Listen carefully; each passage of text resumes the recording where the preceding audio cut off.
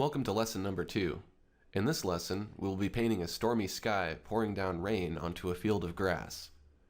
In the distance, a lightning bolt pierces the clouds. Please make sure you have watched the Lesson 2 warm-up so that you're familiar with the reference material required for this lesson. Here's the Lesson 2 example painting, which we'll be using as a guide. The field of grass was created using a grass brush from the class image hose nozzles. It's often easier to create a custom nozzle for repeating objects like grass. I painted a farm scene, but you can choose to include any kind of objects in your painting. Consider adding a few distant houses or birds near the end of the painting to make your composition more unique. I've already loaded this image into the reference image palette, so we can go ahead and start our painting. Let's create a new canvas. We'll go to File, New, and we'll choose a width of 14 inches, a height of 11 inches, and a resolution of 150. Let's create a new layer for a sketch. The sketch doesn't have to be super detailed, it just has to show you enough detail to help you plot out where you want your objects. So I'm going to hold down Shift while I draw with the Detail Oils brush with this gray color, and that will draw a straight line quickly and easily. And this will be our horizon. We're going to have a hole in the sky approximately here, and there will be a lightning bolt. Doesn't have to be that exact shape, there's just going to kind of be a indication of that there. And then in the distance there is a little area of trees over here in the corner, and we could have some houses and things over here in the distance, and a little trail that, or maybe it's a road or a path or something that comes out here. And then we'll have the bottom edge of our clouds kind of right around here. And then in the foreground, we'll have a little area for a puddle with rain collecting in it. And then we'll have a distant tree line here that we want to start out kind of bigger, and then as it goes into the distance, it gets smaller. That'll really help establish some perspective. So we have our sketch set to multiply. We want to keep it as the topmost layer, so we will create a new layer for our horizon. And for now, we'll just use the rectangular selection tool to fill it with a medium gray color like this. We'll use the fill command with current color, and then we'll deselect our selection with Control D. Now we'll create a new layer for the sky and clouds, and we'll move it below the horizon layer. We'll go ahead and just fill it with a darker medium gray color, and then we'll use the digital airbrush, a pretty big airbrush here, with darker and lighter colors to kind of fill in this cloud area. So I'm going to start with the dark first. I'm going to pick a dark gray, and I'm going to start painting here at the top. What we want is a gradient that kind of starts to fade down to about here, and it can start to get a little lumpy. It doesn't have to be a smooth gradient, but in general we want the darkness to kind of end right around here in our sketch.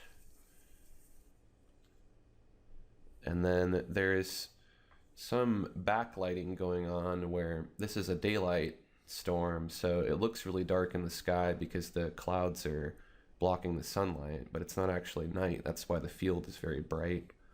So there's some light kind of shining in from behind these dark clouds, so we're going to use a lighter gray right here in between where the dark meets the light. This is going to add some backlighting and some contrast to the clouds. Something like that looks pretty good. And I'm going to switch back to the dark. I'm going to vignette the side here and kind of along the bottom a little bit. We're building our sky up in the same grisaille technique that we used in the first lesson. And I'm going to switch to the coarse oily blender to start building up these cloud forms. So I'm going to hide this sketch for now, just to move it out of the way, and then I can start blending. Now you'll always want to play around with different paper settings here to get different effects. we want to smudge this quite a bit, so we want our paper contrast to be pretty low. And your brush opacity and your brush grain will also control how this brush works. So you will have to experiment with these settings depending on the kind of clouds you want to paint. These settings here work well, so what I'm doing is I'm trying to build up the cloud forms. So where the dark meets the light, that's where I'm blending. And what that's doing is that's adding some values in between. It's adding some grays in between there, which is helping it look more natural.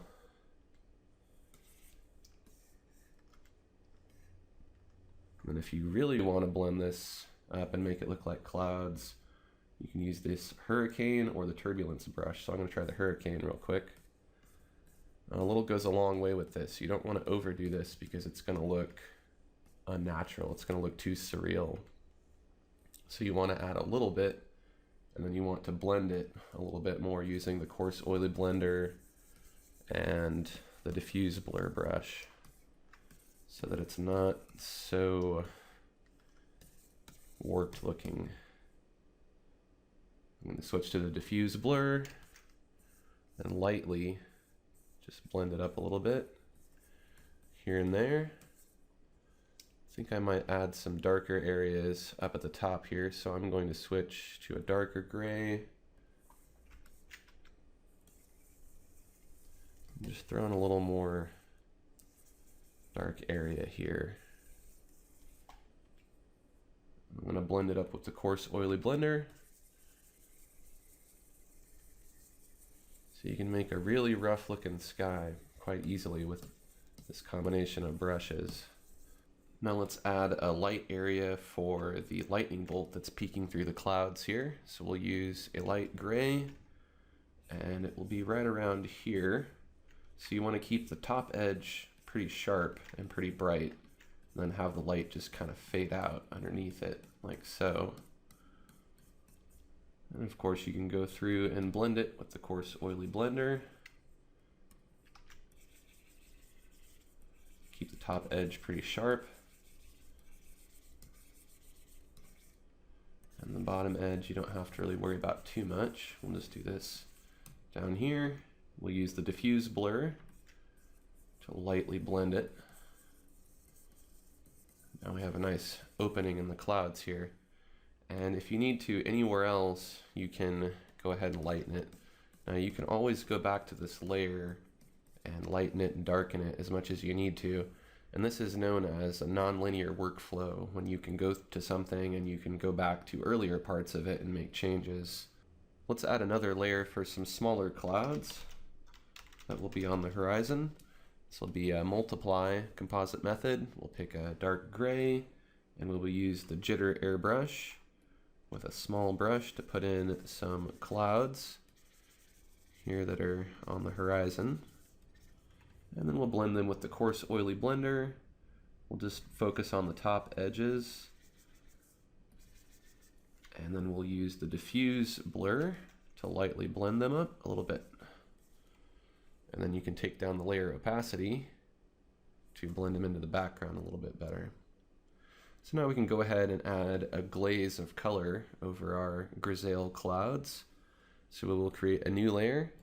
We'll call it Sky Color. This will be a multiply composite method.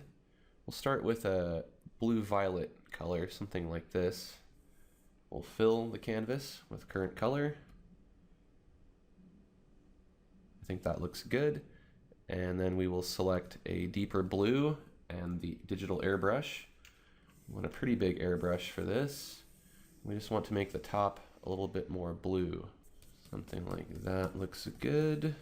Fade it down into the purple a little bit. And then we will go along the bottom with a kind of green-gray, something kind of like this. Kind of a gray olive color, I guess. This is kind of the color the sky turns to during a storm. I'm going to fade it up into the purple a little bit. And then you can vary your color. You can use some warm colors. You can use aquamarine. And you can really use just about any color that you want in here. but you want them to be kind of subtle and muted. Up near the lightning bolt, we'll use a little bit of rose to kind of help it stand out. Maybe some aquamarine there. Some browns. So that's a very interesting looking sky now. And again, you can always go back to the sky clouds layer. If it's too light or too dark, you can always go through and you can add light and you can add dark to brighten it. I might brighten it a bit there. And I might brighten it a bit on the horizon in general. I'm just adding this light gray to the sky clouds layer, which is underneath the color here.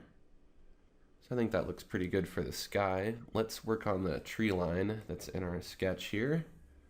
So we will go ahead and just turn the sketch down just a little bit so it doesn't stand out so much. And below our horizon layer, we will add a tree line. We'll pick a dark blue-green like this, and we will use the square chalk brush to go ahead and put in some trees. And you kind of use the natural shape of the edge of this brush, which looks a lot like trees already. I'm kind of painting underneath the horizon here and just letting the edge of the brush kind of peek up over the horizon. Something like that looks good. You want to make sure the bottom's nice and thick.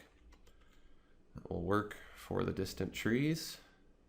Now we can go ahead and color this field of grass an appropriate color. So we will go to the horizon layer, turn on preserve transparency, and then we will select a light yellow-green color, something like this.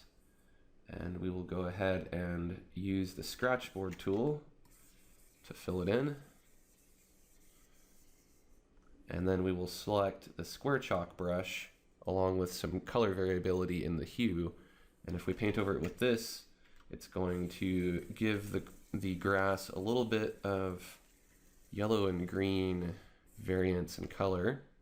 Then we'll use the sponge with a golden yellow color here to just put in some texture here and there.